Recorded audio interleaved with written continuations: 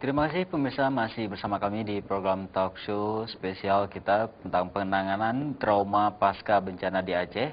Hasil kerjasama Aceh TV dengan Dishub Komintel Aceh dengan DRRA, UNDP dan didukung oleh Multi Donor Fund. Dan kita bersama Dr. Anda Hajah Nurjanah Nitura di sini.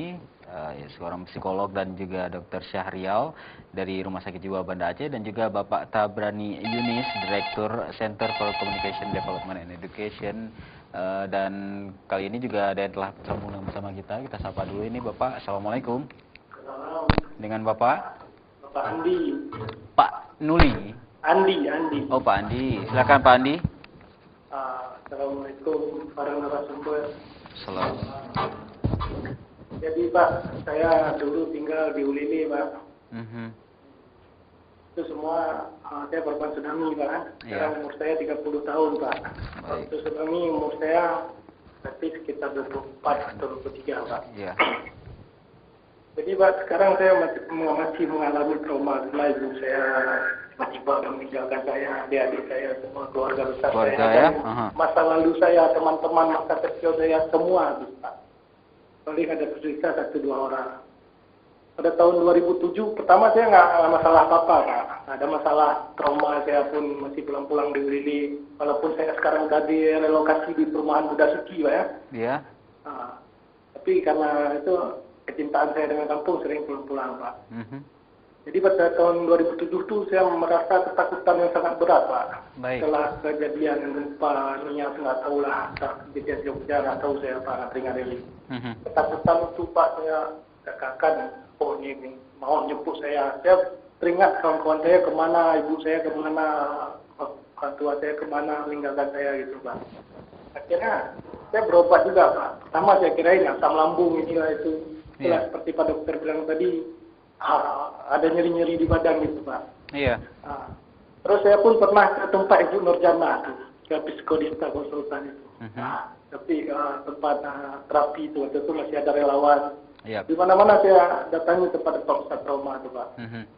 Dan sampai sekarang saya ini masih merasa hoyong-hoyong itu Pak. Saya juga pasiennya Dokter Arnold Pak ya, di Cipaka Lima tuh.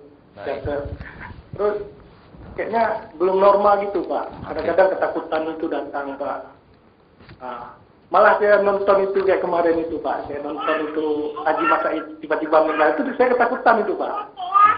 Apalagi nanti ada bencana alam di mana-mana nanti. Sampai sekarang saya sholat itu Pak. Merasa saya hampir tumbang itu. Iya. Hoyong Pak, hoyong gitu. Ya, bagaimana solusinya ya? Macam mana Pak?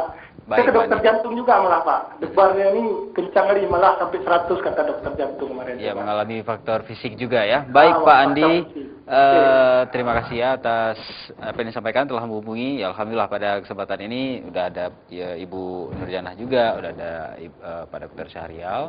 Ini mungkin langsung kepada Pak Dokter, masih juga terkait pengobatan, efek ke fisik dari trauma ini ke fisik. Namun yang menarik di sini, ini sedikit banyak mungkin ada juga saya sendiri alami ini. Di 2005 ke 2007 ada 2 tahun cukup tegar ini ya. Tapi kemudian trauma, apakah mungkin kata-katanya kalau saya memakai kata-kata trauma datang terlambat, ini trauma yang telat. 2 tahun baru mengalami trauma hingga saat ini.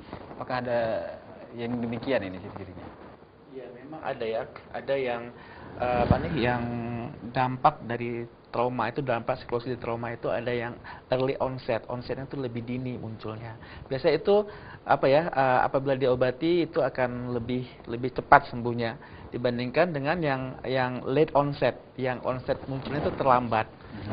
Sama juga seperti misalnya kalau orang mungkin ada benturan kepala langsung muntah, itu lebih bagus ya, lebih bagus prognosanya kok, lebih bagus perjalanan penyakitnya dibandingkan sudah terhantam kepalanya 2 jam 3 jam kemudian baru muntah. Berarti ada proses di otaknya yang masih berlanjut gitu. Nah, ini begitu juga dengan trauma. Jadi sebetulnya saat itu memang belum maksudnya belum selesai itu ya, proses gejala itu belum muncul juga, belum selesai. Makanya munculnya itu di akhir, karena mungkin saat itu ada kesibukan, seperti Pak Dedi kan saat itu nolong-nolong bantu relawan, ada kesibukan. Namun begitu kesibukan itu berkurang, disitulah muncul kembali gejala itu.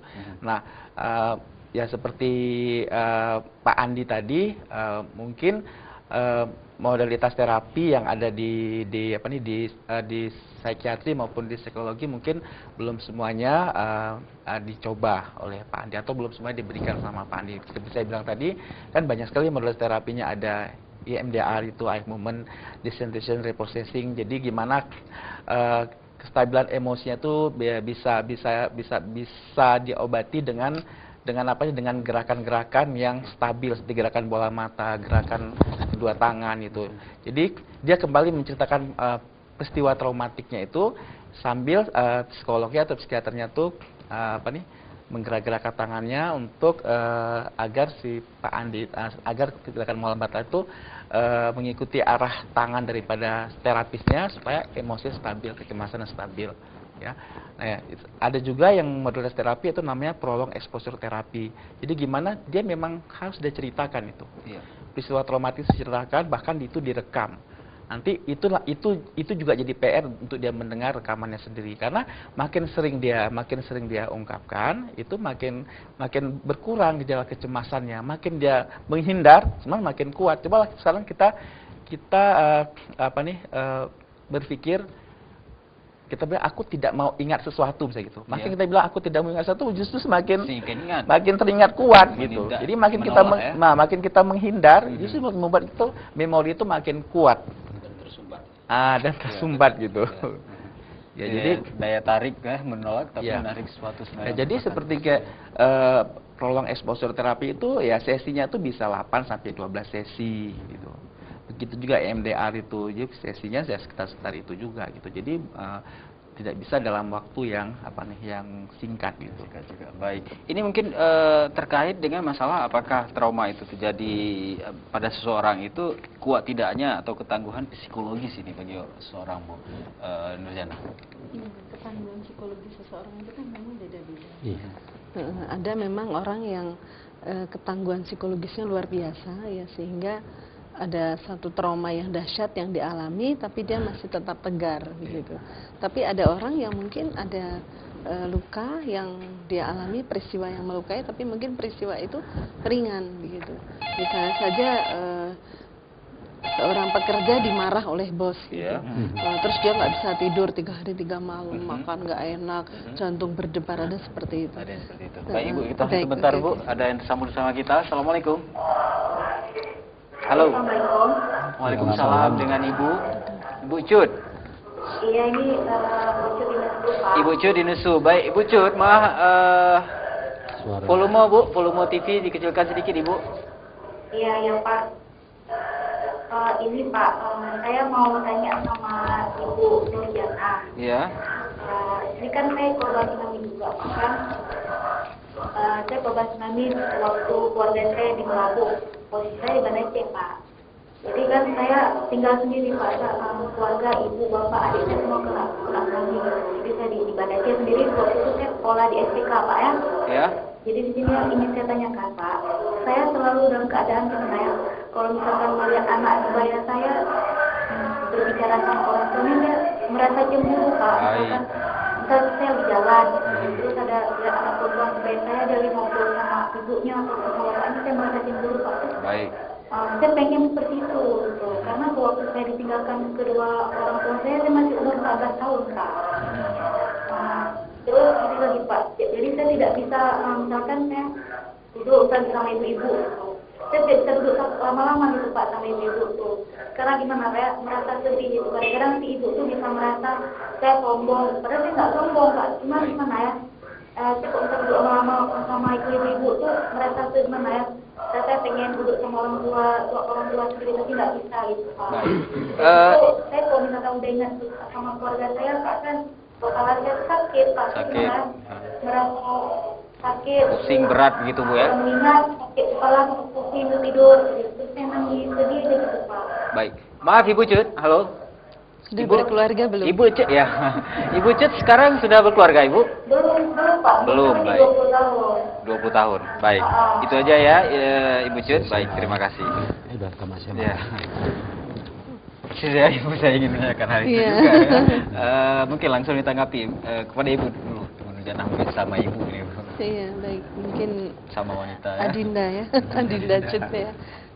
Baik, di Cut ya, di rumah ya. Memang saya dapat memahami ya, seorang yang kehilangan orang tuanya, kemudian ketika dia melihat anak-anak lain ya, seperti sebaya ketika Dek Cut ini masih seusia 14 ya, 14, dengan orang tuanya, kemudian timbul satu kenangan ya, timbul satu kenangan.